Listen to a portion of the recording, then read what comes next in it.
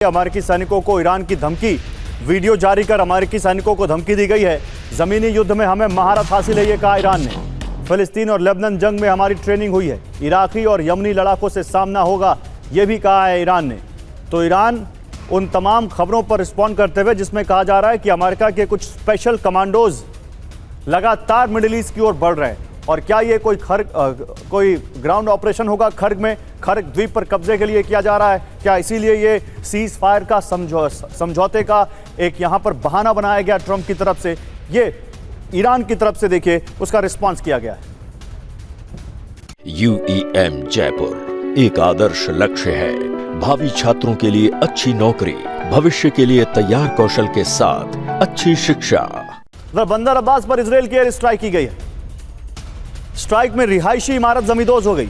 मलबे में दबकर IRGC नेवी चीफ की मौत हो गई। IRGC के नेवी चीफ की, ईरान की नौसेना के चीफ की, IRGC नेवी चीफ अली रजा तंगसरी की इस हमले में मौत हो गई। तो एक और बड़ा नाम ईरान का, या ईरान की सैन्य शक्ति का एक और बड़ा अधिकारी, वो इस हमले में मारा गया। इजरायल के आर्मी कमांड सेंटर पर हमला किया गया है। डेड सी के दक्षिण में ड्रोन मिसाइल अटैक किए गए। न्यूक्लियर इंफ्रास्ट्रक्चर पर भी हमले का दावा। IRGC ने किया बड़े हमले का दावा। ऑपरेशन ट्रू प्रॉमिस का 82वां चरण शुरू।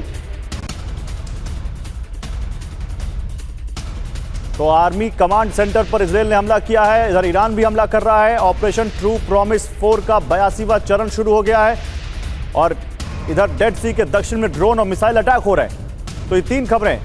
ईरान कह रहा है कि हमने फिलिस्तीन और लेबनान में जंग लड़ी हुई है, हमें पता है कि कैसे लड़ते हैं जमीनी जंग। दूसरी तरफ ईरान के नेवी चीफ की मौत हो गई है, और तीसरी तरफ ऑपरेशन ट्रू प्रॉमिस का 82वां चरण शुरू हो गया है। क्या ये माने कि अचल जी की छटपटाहट में, झुल्लाहट में कि ईरान उनकी बात नहीं मान रहा है, ट्रंप ग्राउंड ऑपरेशन का फैसला ले सकते हैं?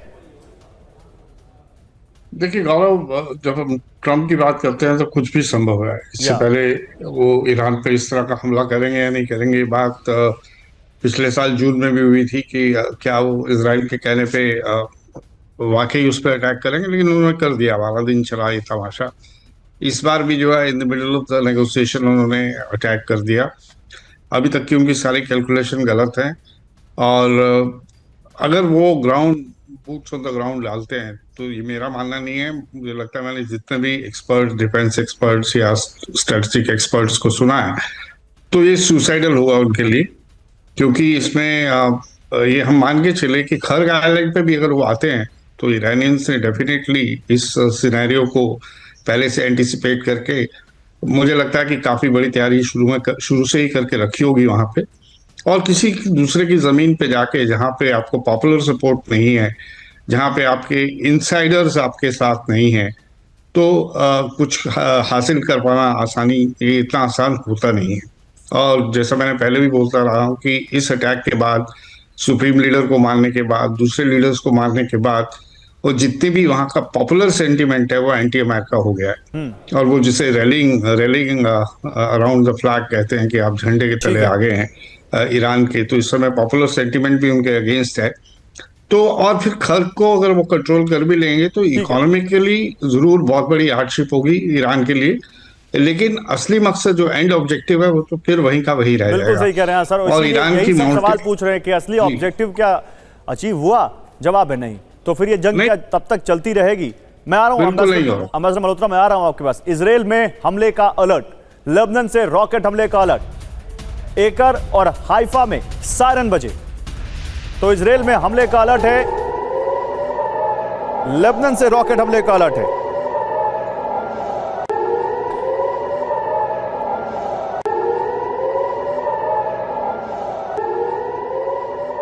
और रूस की अमेरिका को बड़ी चेतावनी, यूक्रेन की मदद ना करे अमेरिका, यह कहा है रूस ने। देखिए अब अमेरिका पर रूस भी प्रेशर बना रहा है, वो वॉर भी चल रही है, रुकी नहीं है। और इस बीच रूस ने अमेरिका को चेतावनी देते हुए कहा है कि यूक्रेन की मदद ना करे अमेरिका। यूक्रेन की मदद की तो हम ईरान के साथ होंगे, यह कहा है रूस ने। हम ईरान को इंटेलिजेंस देंगे। तो रूस यहां पर बैलेंस करते हुए कि यार यूक्रेन की मदद करेंगे तो हम ईरान की मदद करेंगे, हम उनको इंटेलिजेंस देंगे, हम उनको और दूसरी सुविधाएं मुहैया कराएंगे।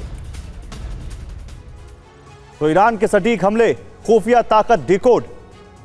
देखिए, पर्दाफाश जो नंबर 1 है वो ये है कि यहां पर पुतिन रूस से ईरान को घातक हथियार दे रहे हैं और ईरान के हमलों की ताकत इससे बड़ी है। ईरान को टारगेट की सटीक जानकारी मिली है, ईरान के हमलों की सटीकता बढ़ी है।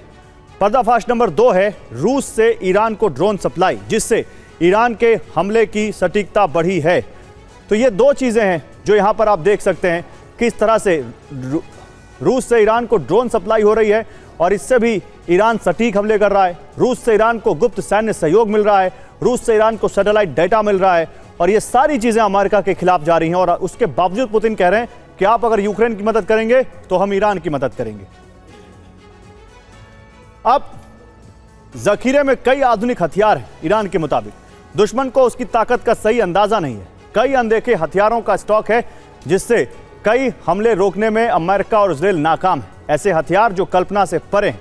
दुश्मन पर सटीक प्रहार में बड़ी मदद देता हुआ रूस जंग में कई नए वेपन इस्तेमाल किए हैं यहां पर ईरान ने।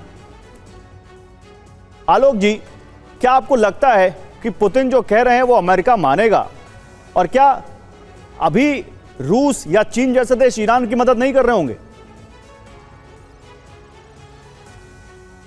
लेकिन खुलेआम जिस तरीके की रक्षा सामग्री प्रदान करने की धमकी दे रहे हैं पुतिन, वो संभव है। हाँ। लेकिन इस वक्त रूस खुद यूक्रेन में बुरी तरह फंसा हुआ है और उसके पास उतनी स्पेयर कैपेसिटी नहीं है ईरान की मदद करने की जितनी किसी अन्य समय पर रूस के पास हो सकती है।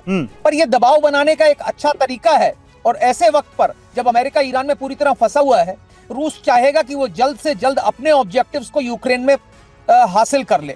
और इसलिए अगर आप देखें पिछले कुछ समय से रूस का जो दबाव यूक्रेन पे है वो बढ़ता चला जा रहा है और उसकी जो सैन्य गतिविधि है वो यूक्रेन के अंदर दिन प्रतिदिन बढ़ती चली जा रही है। वो जितनी कोशिश कर रहा है, जितना ज्यादा से ज्यादा अपने ऑब्जेक्टिव्स को कैप्चर कर सके, वो कोशिश जारी है।